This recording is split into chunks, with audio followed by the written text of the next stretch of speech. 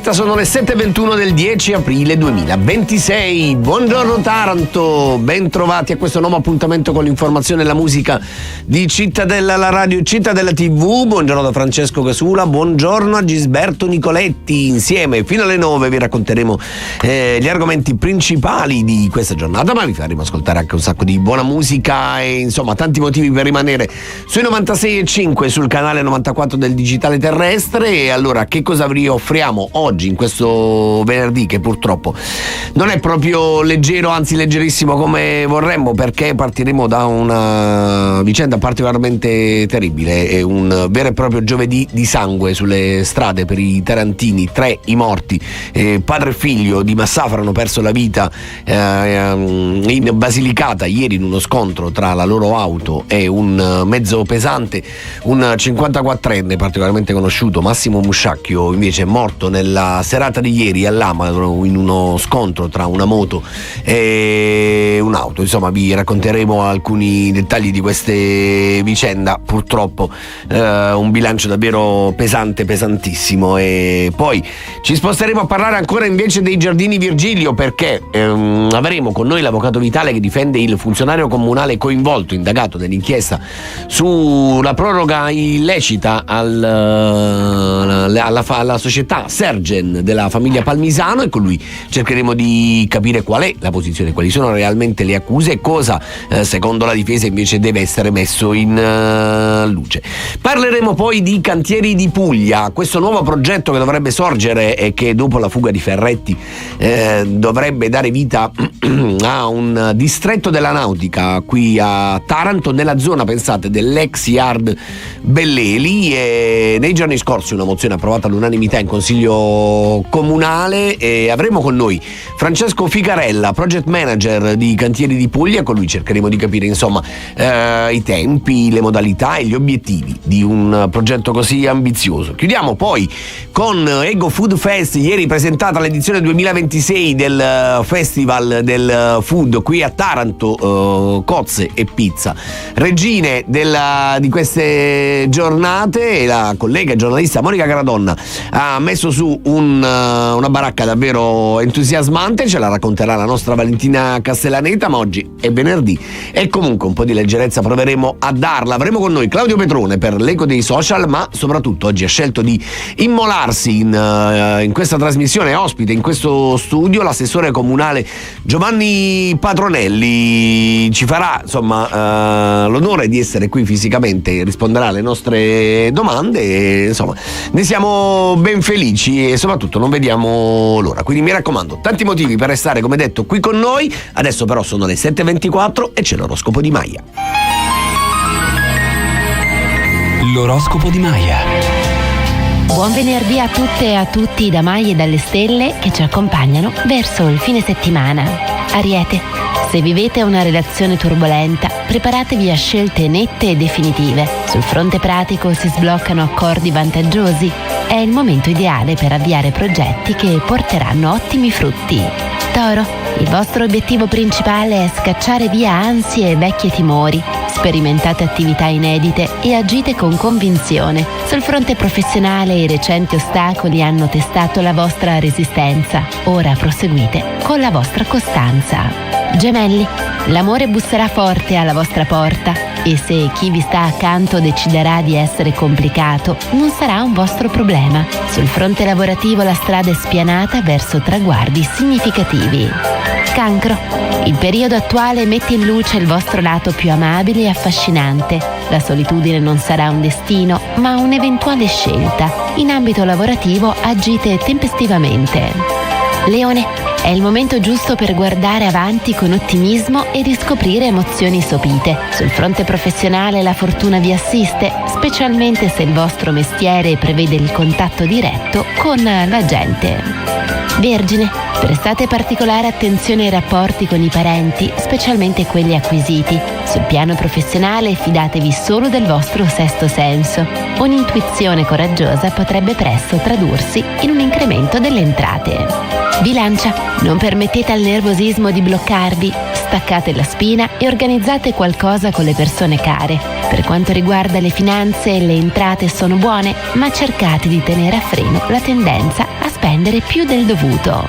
Scorpione, ricordate che per voi l'amore deve essere tangibile, poiché i legami troppo astratti non vi appartengono. Sul fronte lavorativo armatevi di pazienza per qualche possibile rallentamento. Sagittario, proteggete la vostra intimità isolandovi dalle interferenze esterne. Sul fronte professionale la fortuna sembra sorridervi. È un ottimo periodo per gestire finanze e investimenti. Capricorno, il vostro cielo si rasserena portando con sé una ventata di novità nella vita sociale e nel tempo libero. Anche la carriera ne trarrà beneficio. Crescono il prestigio e la rete di conoscenze. Acquario, se la complicità sotto le lenzuola langue, spetta a voi dare una scossa alla situazione. Osate di più senza aspettare che sia l'altra persona a farlo. Le opportunità di guadagno e di carriera non mancheranno e neanche la fortuna. Pesci, la sfera economica suggerisce prudenza nelle spese superflue per non intaccare i risparmi accumulati con fatica. Un progetto importante sembra subire un rallentamento imprevisto che metta alla prova la tenuta dei nervi. Mantenere la calma diventa essenziale per non rovinare i legami solidi a causa di momenti di forte nervosismo. Oggi vi saluto con le parole di Maria Montessori. La prima idea che il bambino deve ricevere è quella della differenza tra bene e male, e questa idea non si dà con le parole, ma con l'esempio. Ciao a tutte e a tutti. A domani con l'oroscopo di Maya. E grazie a Maya per averci ricordato anche, insomma, che la testimonianza vale più di 1000 parole. Ora invece noi diamo uno sguardo ai quotidiani per vedere poi quanto siano diventate reali queste testimonianze, questi buoni esempi. E il Corriere del Mezzogiorno apre con i danni del maltempo. Stato di emergenza per la Puglia, messi a disposizione 10 milioni, altri 5 invece per la Basilicata. Uno stato di emergenza che durerà 12 mesi. Il provvedimento del governo per i territori colpiti. Frana in Molise intanto riapre la 14, l'autostrada. E poi tasse e commissariamento, l'opposizione sulle barricate, i conti in rosso della sanità pugliese. E vi invito a leggere il pezzo di Maritota sulla Corriere a proposito della sanità, del commissariamento, del suo futuro e anche, insomma, dei rilievi sollevati dall'opposizione, perché è significativamente importante. Andiamo a vedere invece la Gazzetta del Mezzogiorno. La Puglia riparte. Stato di emergenza in 3 regioni, il governo 50 milioni per i lavori sulla linea adriatica devastata dalla frana. C'è poi un'analisi a firma di Eugenio Majorano, ma risparmiare sulla prevenzione è un danno grave e purtroppo lo capiamo sempre tardi. Permessi di soggiorno a falsi braccianti, 11 arresti tra Bari e Matera, presi professionisti e faccendieri. Il pezzo scritto da Massimiliano Scagliarini racconta l'inchiesta della Procura di Matera, che ieri ha smantellato un sistema di concessione di finti contratti di lavoro a extracomunitari per ottenere permessi di soggiorno o entrare illegalmente in Italia. E poi si parla di costi alle stelle, un piano dell'Unione Europea per salvare la filiera agricola. Gli agricoltori con i prezzi del gasolio alle stelle ormai sono davvero al limite della sopravvivenza. Vediamo quali saranno poi le misure comunitarie messe in campo, oltre a quelle che si spera arriveranno anche da governo e regione. 7:30, noi chiudiamo qui la prima parte della nostra rassegna stampa, tra un po' tutti gli altri giornali, ma ora c'è la New Hit. Farfalle alle 7:33 era la nostra New Hit, e ora tornati in diretta sui 96.5 sul canale 94 del digitale terrestre. Continuiamo a dare uno sguardo alle prime pagine dei quotidiani. Dopo Corriere Gazzetta, ecco la prima pagina dell'edicola che apre con i fondi per i danni causati dalla pioggia. 10 milioni di euro alla Puglia per l'emergenza maltempo. Il Consiglio dei Ministri delibera lo stato di calamità per 12 mesi per i territori alluvionati. E ripartono i collegamenti ferroviari e autostradali sull'Adriatica. I Monti Dauni non sono più isolati. E c'è una grande foto della furia del tempo e dei danni generati a Roseto Valfortore, scusate, e poi più in generale nell'area della Capitanata. E poi si parla di migranti, le tende della vergogna, il racconto, il reportage di quanto sta avvenendo a Brindisi, e poi a Barletta invece un'inchiesta della Guardia di Finanza, bonus Renzi, scoperta una maxi truffa. A Foggia invece lavoro nero, 13 imprese irregolari. E come detto chiudiamo invece con il buco nella sanità per tappare falla, l'IRPEF retroattiva, cioè si aumenta il contributo regionale sugli stipendi un po' di tutti i lavoratori pugliesi per cercare di colmare i 370 milioni di euro di buco che la regione ha accumulato in questi anni. Andiamo invece a dare un'occhiata al Quotidiano di Puglia, edizione di Taranto. Anche qui si apre con i danni del maltempo. Frana, ritornano auto e treni. Maltempo, 10 milioni alla Puglia. Riapre la linea adriatica, resta l'allarme. Parlano imprenditori e operatori turistici. Al centro della pagina invece c'è una grande foto dei delegati della Wilm di Taranto. Ieri, e non solo, ieri erano c'era il congresso della Wilm.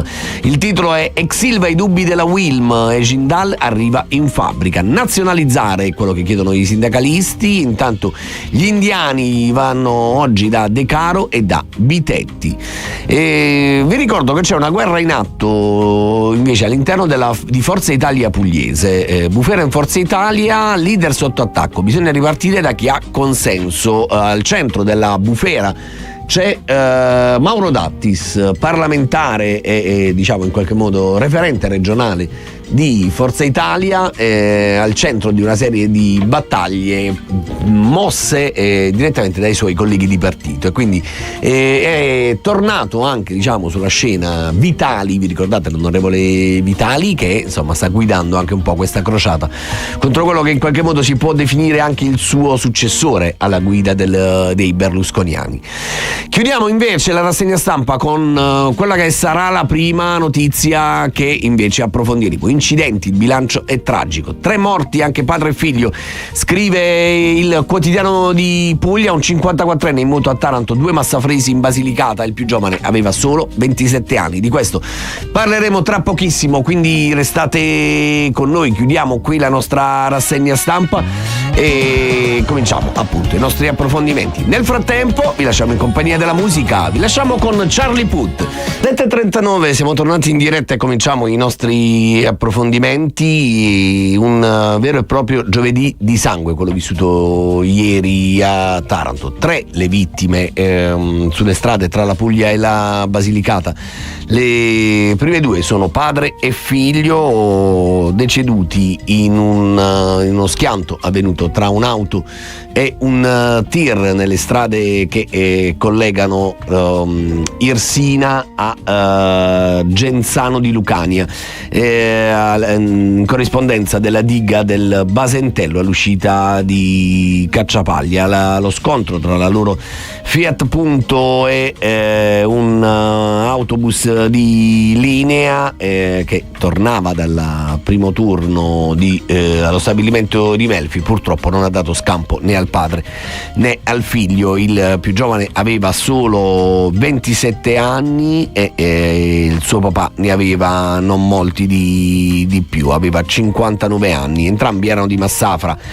Simone Latte, il figlio 26enne, Cosimo Latte invece aveva 59 anni. Stavano tornando da una giornata fuori insieme dedicata alla musica, che era la grande passione e anche il grande lavoro del 26enne. Purtroppo a nulla sono valsi i soccorsi. I 2, padre e figlio, sono morti sul colpo. E tragedia ieri poi anche a Taranto, nella borgata di Lama, dove una moto si è schiantata contro con un'auto sul colpo è morto il 54enne Massimo Musciacchio, imprenditore, commerciante, grande appassionato di moto.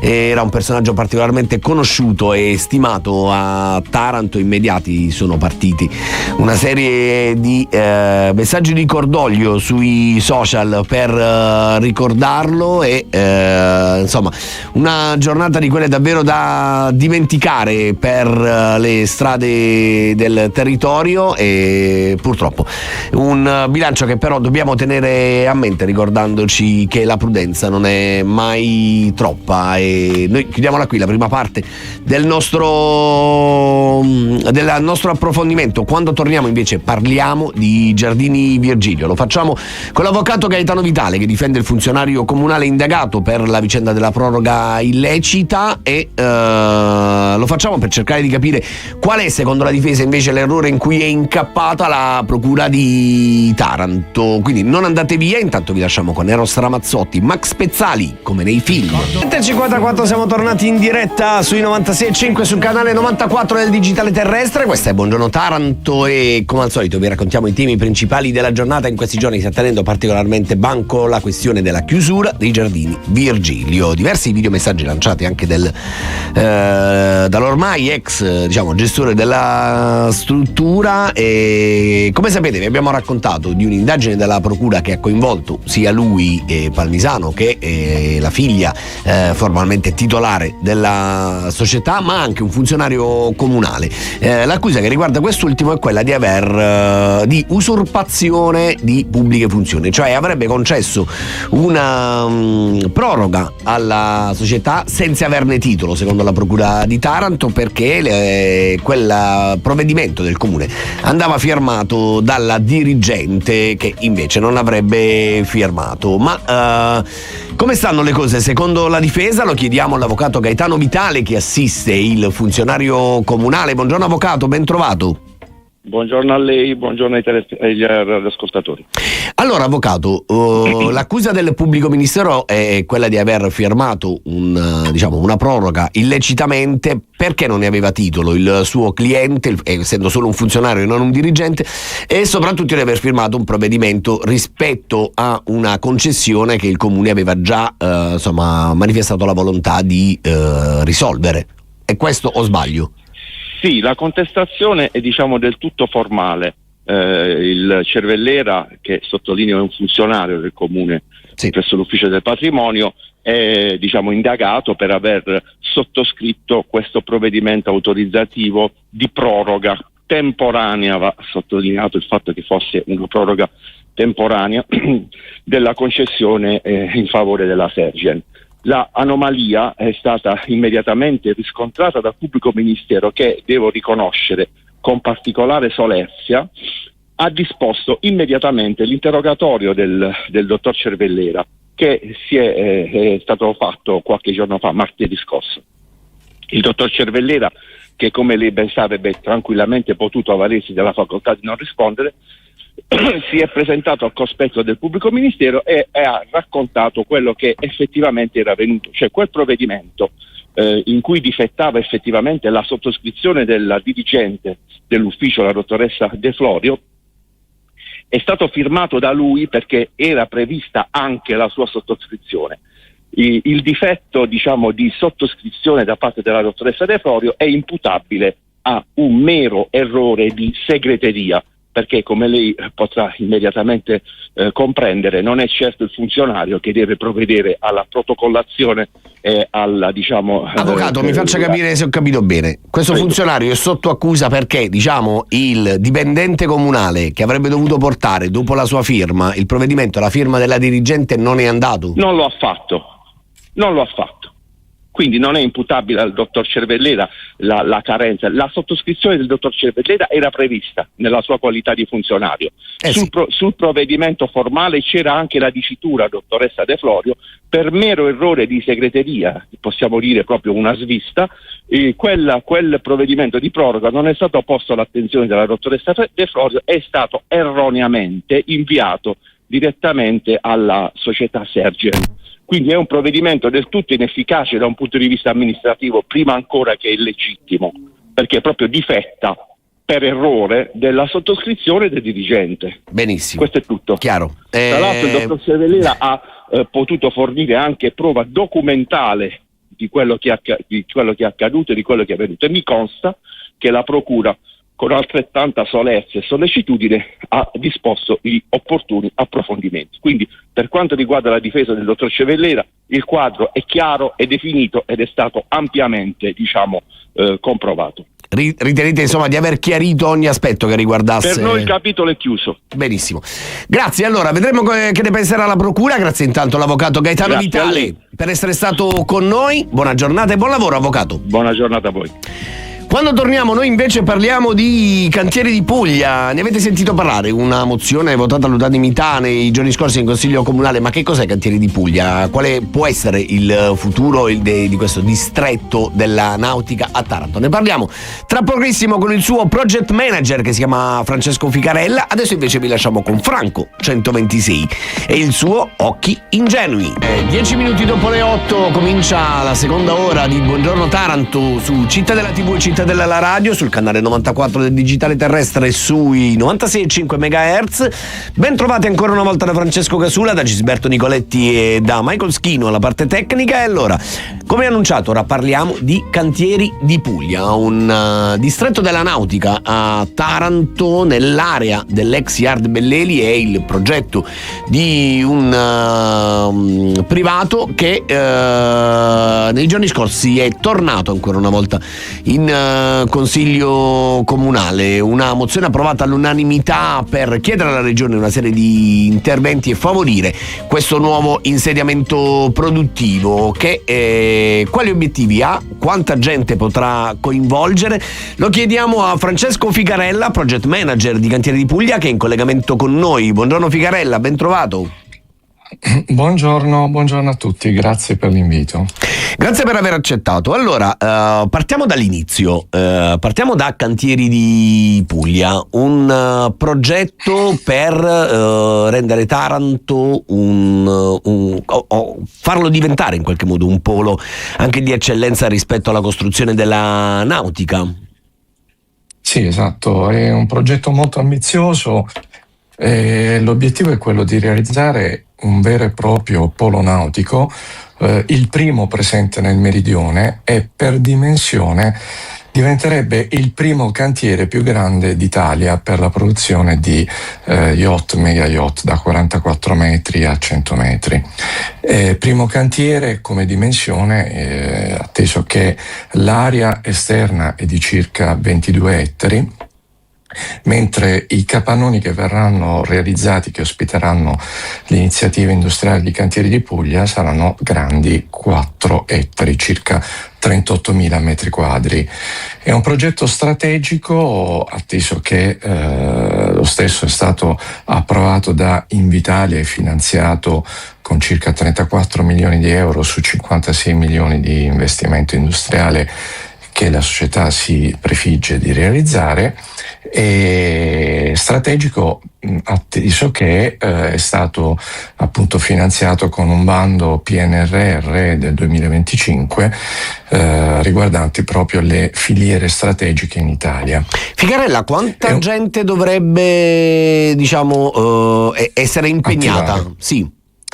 Sì, sono circa 400 nuovi addetti, di cui 200 saldatori fissi e altri 148 che verranno assunti mediante contratto in outsourcing di attività di carpenteria all'anno, quindi a regime a partire dal 2032. Parliamo di circa 380 unità, di cui appunto 350 saldatori e il resto impiegati tecnici, commerciali e amministrativi. Non avete un po' paura, dopo tra virgolette la chiamiamo la fuga di Ferretti, dopo che la burocrazia in qualche modo ha messo in fuga un colosso come Ferretti qui a Taranto? Questa è la vera criticità del progetto. Infatti ricordo che a marzo 2024 Ferretti ha rinunciato andando a Ravenna a realizzare questo investimento che immaginava di implementare presso l'ex Yard Belleli a Taranto, seppur più contenuto in termini di aspetti occupazionali rispetto a quello di Cantieri di Puglia. Ma il vero rischio è proprio questo, perché purtroppo deve essere ancora completata l'opera pubblica di bonifica e messa in sicurezza dell'area, ed è un'attività che è necessariamente propedeutica al nostro insediamento industriale. Ieri, quando ci siamo sentiti, lei mi faceva presente che la mozione approvata all'unanimità dal Consiglio Comunale, proposta da Gianni Azzaro, era proprio finalizzata a questa, non a chiedere alla Regione di investire nel progetto, ma di bonificare l'area. Ho capito bene? Sì, allora l'opera pubblica, come dicevo, finalizzata alla bonifica e messa in sicurezza dell'ex Yard Belleli, è un'opera molto importante, seguita da 5 ministeri, a partire dal MIMIT, dal Ministero dell'Ambiente, che con Sogesid, che è una società in house del Ministero dell'Ambiente e soprattutto autorità portuale, che gestisce appunto quelle aree trattandosi di beni demaniali, sta implementando da parecchio tempo, da alcuni anni. Ora siamo arrivati, a seguito della gara aggiudicata in favore di Unati, i lavori sono in corso. Il problema è che è un quadro economico molto ingente, molto importante, parliamo di 172 milioni di euro. Purtroppo all'appello, per completare tutti i lavori previsti nel quadro economico, ne mancano appunto 27. Ed ecco perché il Comune di Taranto evidentemente ha chiesto aiuto alla Regione per far sì che possano essere completate tutte le opere. E allora attendiamo che la Regione risponda a questa chiamata del Comune. Intanto continueremo a raccontare gli sviluppi anche di questo progetto. Grazie a Francesco Ficarella, Project Manager di Cantieri di Puglia, per essere stato con noi. Grazie a voi, un saluto a tutti. Noi ci fermiamo per un po' di pubblicità, quando torniamo invece vi parliamo di cose belle. Cominciamo a alleggerire Ego Food Festival, il festival del cibo e della cultura, dell'eccellenza locale, pizza e cozze, presentato ieri a Taranto. Ci racconterà tutto Valentina Castellaneta, quindi mi raccomando, non andate via. 8:25, noi invece adesso parliamo di altro, parliamo di eccellenze. Lo facciamo parlando di Ego Food Fest, presentata ieri l'edizione 2026 del progetto ideato da Monica Caradon, che dal 17 al 20 aprile trasforma Taranto in una capitale non solo del cibo, ma della cultura, dell'eccellenza locale. Pensate alle centinaia di esperti che arriveranno a Taranto, e anche all'occasione per la città di diventare vetrina nella stampa nazionale per le sue bellezze. Ma tutti i dettagli della manifestazione ce li racconta la nostra Valentina Castellaneta.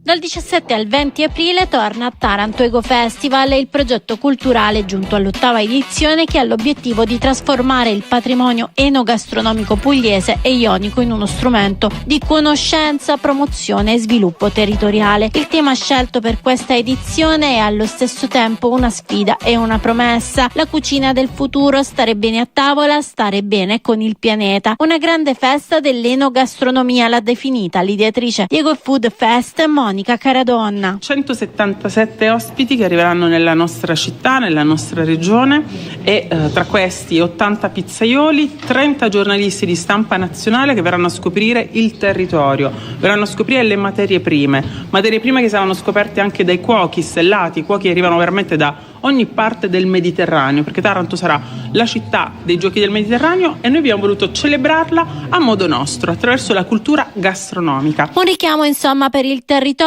che ospiterà anche giornalisti di stampa nazionale, cuochi, pizzaioli ed esperti del settore come Enrico Bertolini, lo chef più stellato d'Italia, e Barbara Nappini, per trasformare la città in un laboratorio a cielo aperto. Ma c'è anche la festa e poi la musica, ovviamente la cucina, le protagoniste, la pizza in tutte le sue sfaccettature e la cozza tarantina. Si comincia il 17 aprile, giorno in cui 16 ristoranti del territorio celebreranno l'Ego Cozza Fest con menù dedicati al loro nero di Taranto. Sabato 18 e domenica 19 aprile la Villa Peripato ospiterà Ego Pizza Fest e poi il 20 sarà la giornata dedicata a Ego Academy ed Ego Expo all'Esto con masterclass, degustazioni e incontri tematici per tutta la giornata. Io credo che questa sia un'opportunità per il territorio in termini anche economici, perché questo evento, e io lo dico sempre, gli eventi devono essere misurati per quello che portano sui territori, in termini economici e in termini di visibilità.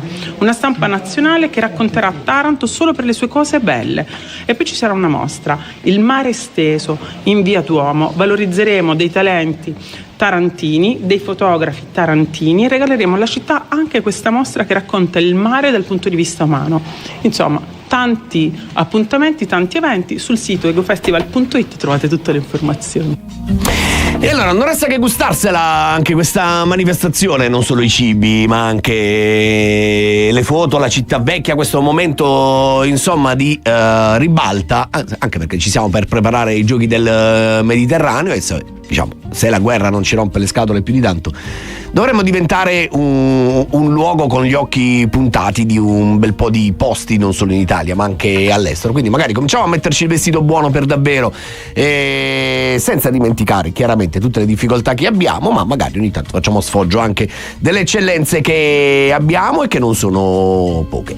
Tra pochissimo avremo con noi l'assessore Giovanni Patronelli, ospite della rubrica L'Ego dei Social con Claudio Petrone. Con lui parleremo insomma di un po' di problematiche che riguardano la città, parcheggi, BRT, ma non solo. Cercheremo di capire un attimo questa esperienza politica a distanza di un anno, come sta andando. Quindi insomma non perdetevi neanche un minuto, vi aspettiamo qui sui 96.5, sul canale 94 del digitale terrestre, su Cittadella. Adesso invece vi lasciamo con la New Hit. Buongiorno Taranto. Buongiorno Taranto. L'informazione del mattino. Cittadella. Buongiorno a tutti e soprattutto benvenuto all'assessore comunale Giovanni Patronelli. Grazie a tutti, grazie per l'invito.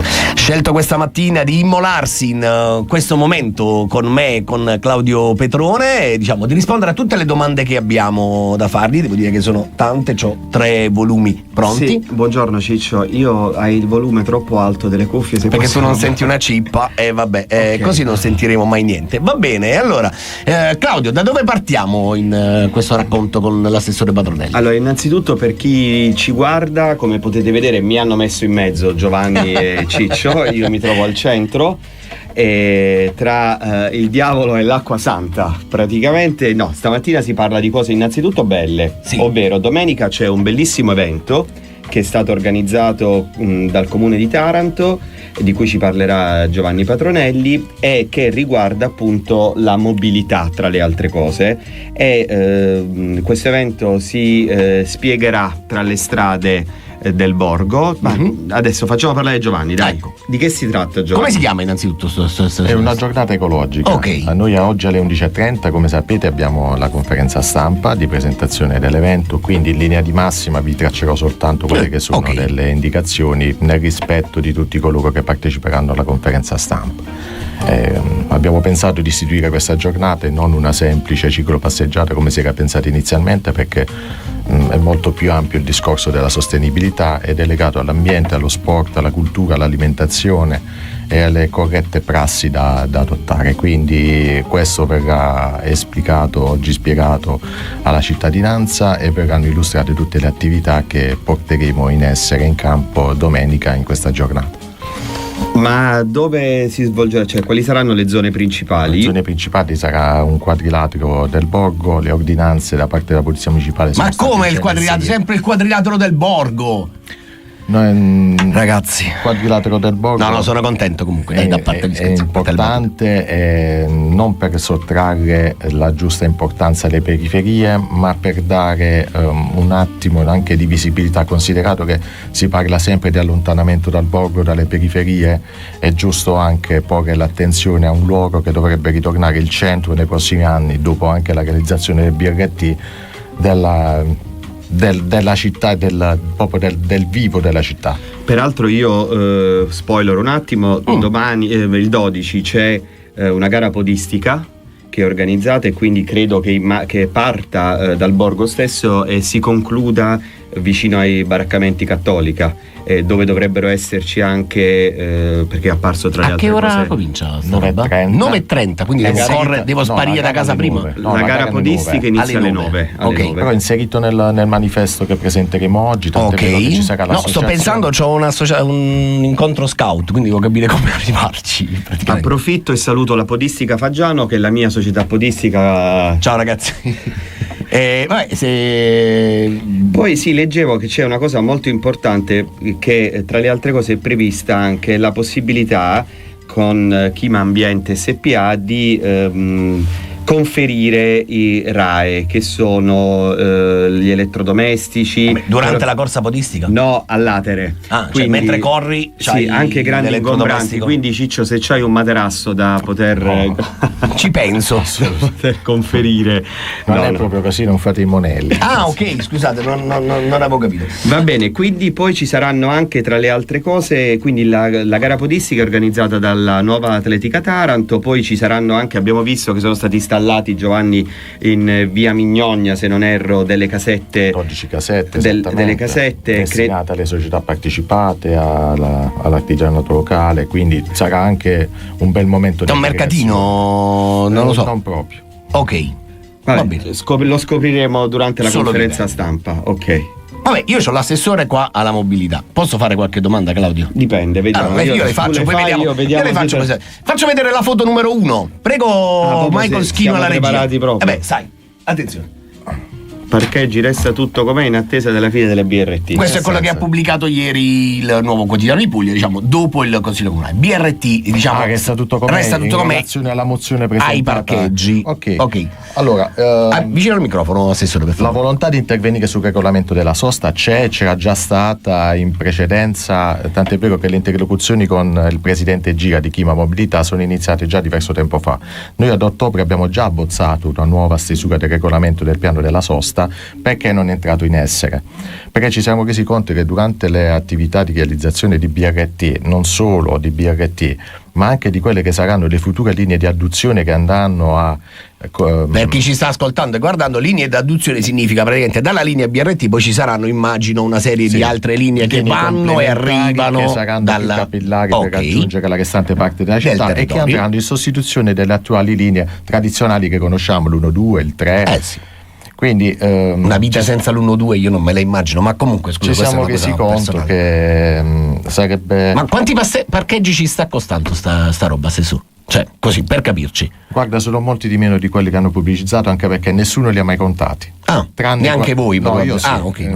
Io purtroppo sono entrato e quanti sono? Sono entrato nel merito scoop. Perché nella parte delle aree più sensibili, quelle che necessitavano particolare attenzione, devo registrare che abbiamo avuto delle sorprese importanti, sorprese positive. Nell'immaginario collettivo si pensa che nel borgo salteranno una marea di parcheggi, ma non è così e la motivazione è molto semplice. Le BRT transiteranno su quelle che oggi sono le corsie preferenziali degli attuali bus, quindi sostanzialmente l'asse viario all'interno del borgo non cambia. È quello. Resta via Principe Amedeo, immagino. Esattamente. Corso Umberto. Entrando dal ponte girevole, via Matteotti, via Margherita, un piccolo tratto di lungomare, poi si farà tutta via Principe Amedeo, dove le linea rossa e linea blu percorreranno entrambe via Principe Amedeo, e poi ci saranno le due diramazioni, l'una che porterà verso Parco Cimino, la linea rossa, scendendo da via Leonida, passando poi per via Mazzini, piazza Camellini, Cesare Battisti, via Pollini. Tutti sti posti, quindi, cioè, da come la sta raccontando sembra che debbano aumentare i posti a disposizione in centro. Vabbè, dai, non esageriamo. Non esageriamo. No, sono soltanto 40 i posti che vengono a saltare, che perderemo. Che magari possiamo recuperare anche coi deor abusivi, però se fate un attimo un prima di arrivare ai deor abusivi, che l'assessore Cusa è molto attento sulla tematica, ce ne stiamo già occupando. Vorrei sottolineare, per chi non lo sapesse, che abbiamo già adottato adottato una delibera di giunta sperimentale con l'inversione degli stalli da cassonetto a pettine su alcune aree blu che sono diventate bianche, alcune bianche diventate blu, e nel borgo in particolare abbiamo recuperato 223 posti auto, quindi voglio dire l'attenzione sulla tematica da parte dell'amministrazione c'è. Io devo dire, va detto anche questo, lo dico onestamente, Taranto ha proprio una forma complicata oggettivamente, cioè è la clessidra, diciamo, col ponte Cirevole. Ci sono anch'io. Sì, lo so, però diciamo, aspetta un attimo. Come direbbe Max Pezzali, ci sono anch'io. Aspetta, prima della Io sto vendendo la mia Fiat Tipo, perché siccome non ho questa angoscia di non sapere dove parcheggiare. Chissà se nelle altre città in cui c'è la BRT stanno facendo tutto sto casino alla Tafazzi, tutto questo tafazzismo della sindrome dei cittadini no, in generale, i cittadini hanno sempre ragione, però chissà se per esempio a Bari e nelle altre città dove la BRT c'è o ci sarà, ci sono tutte queste agitazioni. Grazie per questo suggerimento. Michael, puoi seguire o gestirci la foto 2 per favore? A proposito di tafazzismo, è uscita oggi questa notizia. Passa ai disabili, scoppia il caso Tartaglia pronto a dimettermi. La verità, padrone, lo state facendo apposta? Non mi risulta. Cioè voi non state risolvendo questa cosa per far dimettere Tartaglia. Gianni è un carissimo amico e tra l'altro è uno di quelli che però uno la legge una roba del genere e dice finalmente una gioia. Però ragazzi, prendiamo un po' tutto con le pinze, perché nel momento in cui fosse una dichiarazione rilasciata, insomma l'ha detto lui, non so quando, non ero presente. È stata pubblicata stamattina, avrà rilasciato un'intervista al quotidiano. Siamo stati insieme. È un'intervista rilasciata al collega Alessio Pignatelli, dice: mi sono arrabbiato un po' perché non mi piace prendere in giro le persone, dimissioni sì, se non riusciamo a chiudere tutto entro il prossimo consiglio comunale mi dimetto, ma voglio essere fiducioso. Sul regolamento noi ci stiamo lavorando in maniera importante. È chiaro che ci sono delle norme dettate tanto dal codice della strada quanto dall'ASL quanto dalle diverse patologie. Allargare a patologie diciamo sicuramente importanti, ma che meritano un'attenzione un po' più particolare. Al di là delle battute, lì c'è tutta la storia, diciamo, che riguarda i pass per i disabili, che però voi avete garantito che ci sarà. E che c'è già in qualche modo discussione questa. Ci sono dei regolamenti e delle norme che vanno applicate e rispettati. Noi siamo sempre vicini, la vicenda ultima l'avete sentita tutti, l'abbiamo seguita da vicino, ho sentito anche io più volte la famiglia, quindi voglio dire noi siamo attenti a queste tematiche, anche perché voglio dire bisogna essere sensibili a tutte le varie tematiche, soprattutto queste che interessano i piccini, anche gli adulti in qualche modo, in particolare magari diventi ancora più sensibile alla tematica, quindi devo dire che tanto il comando di polizia locale quanto l'assessore Cataldino, il sindaco stesso, si sono resi partecipi nel tracciare il percorso per arrivare alla soluzione che è stato un difetto burocratico, ecco. Va bene. Allora, hai qualche domanda, Claudio? Perché io ne avrei 1 milione. Posso andare avanti a manetta se vuoi? No, Ciccio, diciamo che hai fatto abbastanza. Ce ne ho un'altra sola, se poi me la concedi. No, ma lasciamo stare. No, ce n'ho una sola. Anzi, ne avrei altre 2, ma ne scelgo una sola. Posso? Vediamo. Grazie. Allora, Claudio, Michael, mi fai vedere la foto 3? Lei prima ha citato l'assessore Cosa? Questa la riproponi sempre. Cancelli abusivi, ecco, sono trascorsi. No, in realtà però non è che ripropongo sempre l'argomento. Volevo allargare il tiro a una roba. Io non so l'assessore. Lo so, ma non è questo il punto. No, figurati. Prendo spunto da questo perché hai citato l'assessore Cosa, che ha raccontato, insomma, come tanti cancelli sono stati tolti. Ce ne sono 2 che gli abbiamo segnalati al ristorante Al Canale e al ristorante di Canto, che insomma aspettiamo di capire che fine faranno. Vige sempre meglio il rumore delle cancite che suonate le campane. Ciccio. Sì, certo. Questo sempre. Meglio cancelli che campane. Su questo non c'è dubbio. No, in realtà il senso, colgo l'occasione di questo, perché ci sono state delle occasioni in cui, come amministrazione comunale, la sensazione è che avete fatto furia francese ritirata spagnola. Penso, per esempio, fammi solo dire, sta roba dei cancelli che siete arrivati come natro si sta lavorando. Non c'è dubbio. Però secondo, penso alla Malamovida. Ti ricordi la Malamovida? Chiudiamo i locali, robe del genere. Poi abbiamo fatto una convenzione così. Poi penso, ti ricordi le multe alle chiusura per i commercianti, per la differenziata roba? Poi abbiamo fatto. Ora, la sensazione è che la volontà di fare molte volte ti lascia non essere impulsivo, ma intervenire in maniera tempestiva. Anche un po' di pancia, se vogliamo. Ma sono sempre ragionate, però nel momento in cui poi o prima, come giustamente vi ha detto anche l'altra volta, interlochiamo prima e facciamo una volta il provvedimento, però il provvedimento può essere anche migliorato e non è detto che quello al quale siamo addivenuti insieme è il provvedimento migliore. No, vabbè, quello migliore non esiste, è sempre quello immaginato. È tutto perfettibile, quindi voglio dire, l'importante è partire, anche come è stato fatto, lo dico a discapito mio l'altra volta per la ciclopasseggiata, tutto l'isola pedonale.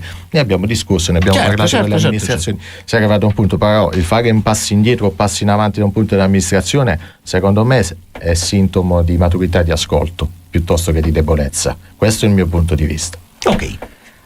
Assessore, domenica 12, io che ho e tanti altri che hanno dei bimbi piccoli, ci saranno delle attività anche per i più piccoli, il 12? Ci saranno diverse attività. Il biblobus per i piccini, anche delle società sportive che daranno la possibilità di approcciarsi alle loro varie discipline, quindi sarà multidisciplinare. Oggi nel particolare verrà illustrato tutto il programma. Scusatemi se non sono preciso nel rispetto di tutta la stampa, quindi comunque, di tutti i colleghi come voi. Giusto. Comunque sarà una giornata non solo per gli atleti, ma sarà una giornata anche e soprattutto per le famiglie, diciamolo questo. Quindi invogliamo, soprattutto con queste belle giornate di primavera che si stanno finalmente palesando, invitiamo tutte le famiglie del Borgo e non solo, di tutta la città, a comparire e a partecipare a questo evento del 12 mattina. Eccoci qui, bentornati a Buongiorno Taranto con un sorridente Casula e con uno sfavillante Petrone. Mamma mia! Ci siamo. Allora, c'è l'udienza oggi, no? Secondo No, cravatta. L'assessore, mi sono vestito bene. Era presente il buon Giovanni Patronelli, che ringraziamo ancora, e adesso dobbiamo però parlare di qualche cosa che si sta scatenando a ridosso della stagione. Sì. E quindi quello che appare anche sui social. C'è stata, Ciccio, come tu ben sai, non fosse altro perché ne abbiamo parlato fino adesso, un preannuncio di ordinanza. Io l'ordinanza non l'ho ancora letta, però sul sito della regione si parla dell'annoso problema dei lidi. Lidi balneari. Ecco perché, canzone di Vasco Rossi, voglio andare al mare. Tutti vogliamo andare al mare. Non essere didascalico, non spiegarlo però. Tutti vogliamo andare al mare, però pare che l'assessore piemontese, c'è questa comunicazione della regione, pare che l'assessore piemontese abbia ordinato Michael ti sta chiedendo se mette la foto dell'ordinanza o no. Vai, procedi. Vai. Ok. Michael, vai, eccola qui. Sentiti libero, Michael, vai. Allora, c'è questa comunicazione, insomma, la regione imporrebbe ai proprietari dei lidi, delle concessioni, ai proprietari delle concessioni demaniali sui lidi di aprire prima dal 23 maggio, quindi rispetto al 1 giugno, e poi anche di prorogare fino a settembre. Però ovviamente c'è una levata di scudi dei proprietari delle concessioni, perché dicono: voi ci state avvisando praticamente quasi di aprire prima i lidi con obbligo, cioè quindi io che sono titolare di una concessione devo offrire servizi già dal 23 maggio. E siccome i lidi non si improvvisano, sto facendo una difesa a spada tratta. Vai, poi parlo io. Perché è oggettivo, i lidi non si improvvisano. Come se tu dici dobbiamo andare in trasmissione, io vengo con 20 persone qui, dove ci mettiamo? È giusto. Cioè già io, tu e l'assessore prima eravamo un po' strettini, mi sono indietreggiato. Tu immagina 20 persone in radio, e quindi come si fa ad aprire una spiaggia con assistenti bagnini, assistenti salvataggio, bagnini, tutta la gente che lavora anche al bar, che lavora che si addanna per rendere un servizio corretto e giusto. Quindi questa cosa sta creando un po' di allarme, perché ribadisco è un obbligo imposto, pare che sia un obbligo imposto dalla regione. Quindi non ci sono i tempi per farlo, quindi diciamo aumenteranno le spiagge libere, Claudio, viva Dio. Perché questo riguarda i proprietari che hanno già una concessione. Che hanno già la concessione. Ma poi c'è un altro casino. No, c'è un altro aspetto molto divertente. Sentiamo. Molto spesso quando tu vai a mare nei lidi, nelle spiagge private, Come tu ben sai, sì, dillo, noi frequentiamo anche spesso il Giamaica, che spiaggia privata non è, ma quando noi privatissima, diciamo, è per pochi, nel senso, no, dipende dalla giornata, esatto, giorno della settimana. Sì. Quando viva il Giamaica, quando a proposito, scusami, sì, no. Parlavo di balneazione e mi dovevo mettere appunto in tenuta mi sono distratto. Va in bene. tenuta a balneare. Come fai a tenere le cuffie? Allora, sì. qua, ma perché? Perché quando tu vai nella spiaggia privata non puoi introdurre delle borse frigo. Non ti puoi, siamo a Radio il panino Cittadella. con la frittata, il panino con l'uovo, esatto, il la frisa, la parmigiana. Come si dice a Milano, non ti puoi portare in carta della casa. Bravissimo, esattamente. Bravissimo. Quindi invece in questa ordinanza pare che sia concessa la possibilità di portarsi il mangiare da casa. Ma pensa che bello, nelle spiagge di Taranto tutte pettinate, che entriamo con le borse frigo e gli zoccoletti come se non ci fossero le indianate nelle spiagge private. Che cosa bellissima. Ecco, sulla chitarra non si dice nulla, quindi ti puoi portare anche la chitarra. Ma attenzione, c'è un problema per quanto riguarda la plastica. Quest'anno la chitarra, il problema è che dovrei suonare qualcosa di cantautorato, perché ormai cantano tutti Salda Vinci e quindi diciamo le mie origini sono comunque ragazzi, sdoganate. Continuo a risentirla. Come abbiamo fatto a non sapere che avrebbe vinto? No, andiamo avanti, Claudio. Mamma mia, continuiamo, anche perché ci è rimasto un minuto, quindi dobbiamo dire. Però c'è un problema, perché siccome per quanto riguarda la plastica potrebbe essere introdotta solo plastica compostabile, come facciamo con le borse frigo che il più delle volte contengono della plastica che non è compostabile? Come facciamo con i Tupperware? Le Tupperware, certo. I Tupperware o le Tupperware? Tupperware, come facciamo? I Tupperware, probabilmente. Il portapranzo, cioè credo. Esattamente. Quelli lì non dovrebbero essere compostabili, però sai, però prendiamo i piatti di plastica, quelli compostabili, chiudiamo la parmigiana dentro e poi diciamo a quel punto siamo a posto. Poi se proprio dovete portare, dobbiamo portare dei panini, io consiglio qualcosa con la bresaola, perché raga la mortazza puzza. Sì, ho capito, se Claudio. tu porti mortazza, però se sei povero come me e vai a comprare la bresaola, con i soldi che c'hai a disposizione per andare al mare, ti danno 2 fette, capito? Mangi un cazzo, capito, Claudio? Vabbè, però ti devi mantenere anche lascia perdere la mortazza, diciamo, costa poco, è buona. Tu alle spiagge private non ci vai a Giamaica, ti spacchi la birra, vai alla capannina. Però sto pensando quest'anno, tanto ti vengo a trovare in stabilimento, che tu ogni tanto ci vai a qualche stabilimento. No, io ti vengo a trovare. Sono abbonato, non posso dire dove. Vabbè, io ti vengo a trovare quest'anno e entro con le borse frigo e starò sotto il tuo ombrellone, tuo ospite. Va bene, okay. Ti vedo in panico. No, c'è panico. Io sono borse frigo, no. Se ti porti l'incartata, va bene. Mamma comincia a preparare, c'è Claudio Petrone da sfamare quest'estate. Signora Casula, sarebbe ora, visto che io le chiedo di poter consumare le sue le cornie dolci e salate. Sono passati mesi, sto qua da dicembre, ancora non ho ricevuto manco un aperitivo, manco una pettola per Pasqua. Sforiamo, arriviamo fino alle 10, Ciccio, tanto c'è tenime da fare. No, niente, mica dobbiamo lavorare oggi. Va bene, allora ritorneremo sul punto balneare. Assolutamente. Anche perché c'è un aspetto perché pare che Lido dalla parte di Ginosa e dalla parte di Castellaneta pare che non sia un po' di casino con le gare, che non siano state date le nuove concessioni, non ci siano le proroghe a Ginosa. C'era anche un altro contributo che Michael forse ce la fa al volo, eccolo qui, questo è Ginosa Marina, perché pare che non ci siano i lidi, perché non sono state fatte le gare, non sono state date le proroghe, quindi c'è ancora questo problema. Ginosa solo spiagge libere quest'estate, ragazzi, in massa a Ginosa. Grazie a Claudio Petrone per aver lanciato, diciamo, questo nuovo. Claudio, secondo me ci ammazzano fra un po' le 9:01, Ma perché? Non possiamo. Non possiamo, c'è il giornale Rai, ci sono un po' di robe. Devo leggere l'oroscopo. Va bene, okay. Grazie a Claudio Petrone, ci vediamo la settimana prossima. Grazie a Gisberto Nicolette, grazie a Michael Schino. Mi raccomando, non dimenticate il TG alle 14 sul canale 94 del Digitale Terrestre. Tante belle cose. Buongiorno Taranto. Buongiorno Taranto. L'informazione del mattino. Cittadella Visual Radio TV. Un amore di radio e TV per Taranto. Cittadella News. L'informazione